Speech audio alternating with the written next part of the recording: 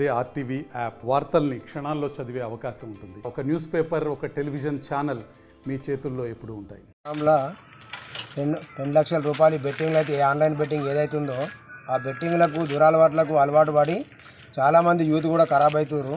ఇంట్లో ఉన్న తల్లిదండ్రులు అగ్రికల్చర్ చేసినటువంటి వడ్ల పైసలు ఏదన్నా అకౌంట్లో ఉంటే దాన్ని తీసుకొని దురాటవాళ్ళకై 2 లక్షల రూపాయలు ఇప్పుడు పిల్లగాడు దాదాపుగా సైబర్ నేరానికి గురై పిల్లగాడు తన యొక్క బాధాకరమైన ఇంట్లో చెప్పుకోలేక ఒక పురుగుల మందు ఆగి ఆయన ఒక ఆత్మహత్యకు పాల్పడ్డాడు.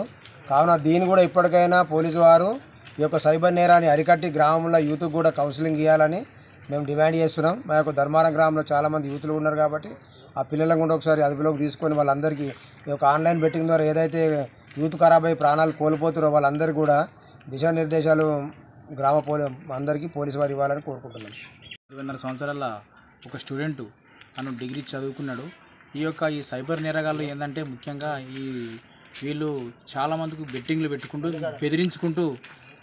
బెదిరించుకుంటూ ఈ బెట్టింగ్లు ఫస్ట్ స్టార్ట్ చేసి వాళ్ళ యొక్క ఫోన్లని హ్యాక్ చేసుకుంటూ వాళ్ళు ఇష్టం వచ్చినట్టు ఆ వ్యక్తిని ఎంత విధంగా హింసించినారంటే తాను యొక్క విషయం తీసుకునే స్థాయికి ఎదిగిపోయాడంటే దీనిపైన పోలీస్ శాఖ ఒక విధంగా చాలా కఠినమైన విధంగా తగిన చర్యలు తీసుకోవాలని పోలీస్ శాఖ వారిని ముఖ్యంగా విషయం ఏంటంటే కోరుతున్నామంటే తాను ఎంతవరకు నష్టపోయిండు ఆ డబ్బులు ఒక 4 లక్షల వరకు తను నష్టపోయాడు.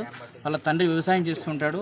ఆ డబ్బులు వచ్చే విధంగా మేము డిఎస్పీ గారిని, సిఐ గారిని, ఎస్పీ గారిని కూడా కోరమైనది. దయచేసి ముఖ్యంగా చెప్పే విషయం ఏంటంటే మన పోలీస్ శాఖ వారిని కోరేది ఒకటే, ఈ యొక్క పోయిన డబ్బులు వాళ్ళ కుటుంబానికి చెందే విధంగా తగిన చర్యలు తీసుకోవాలని, ఈ సైబర్ నేరగాళ్ళను కూడా త్వరలోనే అరెస్ట్ చేసి తగిన శిక్ష పడేలాగా చేయాలని పోలీస్ శాఖ వారిని కోరుతున్నాము. ధర్మారం గ్రామంలో చాలా విషాదం చోటు చేసుకున్నది. ధర్మారం గ్రామానికి చెందినటువంటి దొమ్మాట భాను అనే యువకుడు ఆన్లైన్ బెట్టింగ్ల గేమ్లో పాల్గొని సుమారుగా 1-2 సంవత్సరాల నుండి అతను పాల్గొంటున్నట్టుగా తెలిసింది. అందులో భాగంగా తనకున్నటువంటి అకౌంట్ నుండి 5-6 లక్షలు ఆయన పోగొట్టుకోవడం జరిగింది.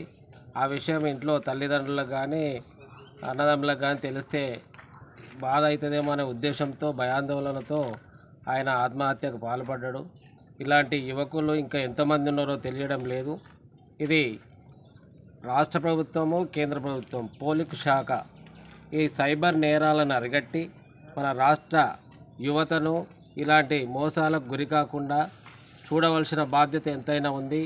గ్రామాలలో, పట్టణాలలో ఈ డ్రింకుకు, ఈ ఆటలకు, అనవసరమైనటువంటి వ్యసనాలకు గురవుతున్నటువంటి యువతను మేలుకొల్పవలసిన అవసరం ఎంతైనా ఉంది. కాబట్టి ప్రభుత్వము వెంటనే ఇలాంటి ఆధారం లేనటువంటి ఆటలను చట్టబద్ధం చేసి ఒక పద్ధతిలో కనుక పెట్టినట్లయితే భవిష్యత్ తరాన్ని మనం కాపాడుకున్న వాళ్ళం అవుతాం. కాబట్టి దయచేసి సెంట్రల్ గవర్నమెంటు, రాష్ట్ర ప్రభుత్వం రెండు కూడా ఈ సైబర్ నేరాల మీద ప్రత్యేక దృష్టి పెట్టి యువతను, యువకులను, ఆడవాళ్ళ అందరినీ కూడా ఒక రక్షణ కల్పించాలని చెప్పేసి విజ్ఞప్తి. ఇందులో భాగంగా ఆ పిల్లగాడు చాలా హార్డ్ వర్క్ చేసేటోడు, వ్యవసాయం చేసేటోడు, ట్రాక్టర్ నడిపించేటోడు, చెడు అలవాట్లు దాదాపుగా లేకుండే డిగ్రీ చదువుకున్నాడు. మొన్ననే గ్రూప్ 1 ఎగ్జామ్ కూడా రాశాడు. కానీ ఆయన పూడగొట్టుకున్నటువంటి డబ్బుల వల్ల మనస్తాపం చేసి ఆ విధంగా అయింది.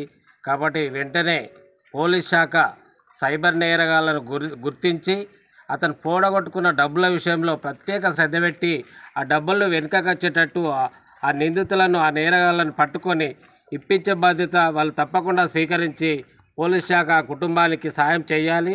ఎందుకంటే వాళ్ళు పేద రైతులు, ఏమీ ఆధారం లేవు, భూస్వాములు కాదు, ఉద్యోగాలు లేవు, ఏమి లేవు. కాబట్టి ప్రత్యేక శ్రద్ధ పెట్టి ఆ కుటుంబానికి, ఆ ధర్మారం గ్రామంలో జరిగిన అబ్బాయి కుటుంబానికి మీరు సాయం చేయాలని డిమాండ్ చేస్తూ ఉన్నాం. మరిన్ని వీడియోస్ కోసం ఛానల్ ని సబ్స్క్రైబ్ చేయండి. లేటెస్ట్ అప్డేట్స్ కోసం వాట్సాప్ ఛానల్ ని ఫాలో చేయండి. అండ్ లింక్ డిస్క్రిప్షన్ లో ఉంది.